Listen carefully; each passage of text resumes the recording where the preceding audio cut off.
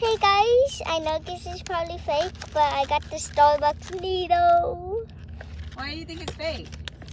Because it's from a gas station. It says Nero on it. Well, every time it says Nero on it, doesn't mean it's real. Okay, so. Oh, sorry. So open. I'm buckled. Ooh, guys, it has Starbucks on it. I hope. This is really satisfying, actually.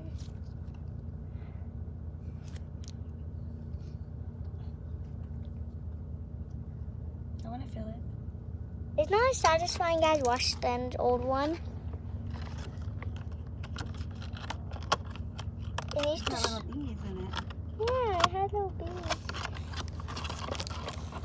This is the one I got. My mom's feeling it because she loves nice cookies. Well, bye, guys.